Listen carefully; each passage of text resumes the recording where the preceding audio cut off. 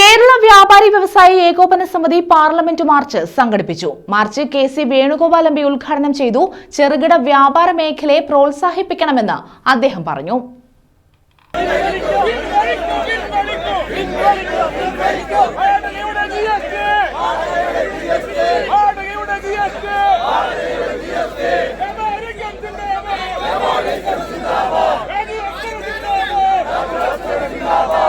ആയിരക്കണക്കിന് ചെറുകിട വ്യാപാരികളെ തകർത്തിട്ടാണ് കേന്ദ്ര സർക്കാർ വൻകിടക്കാരെ വളർത്തുന്നതെന്ന് കെ.സി. വേണുഗോപാൽ എം.പി പറഞ്ഞു.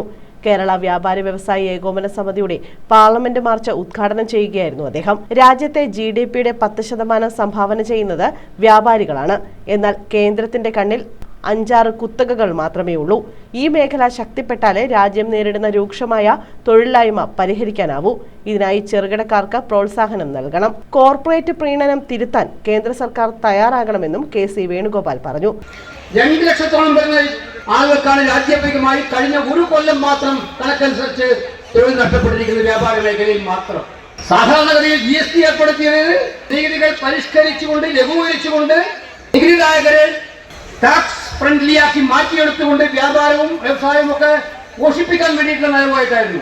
കേരള വ്യാപാരി വ്യവസായി ഏകോപന സമിതി പ്രസിഡന്റ് രാജു അപ്സര അധ്യക്ഷത വഹിച്ചു.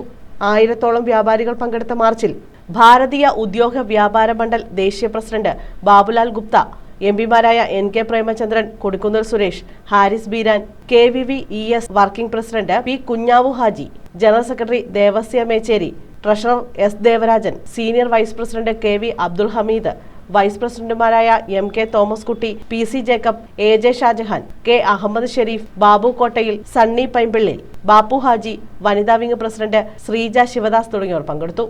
News bureau, Thazhava.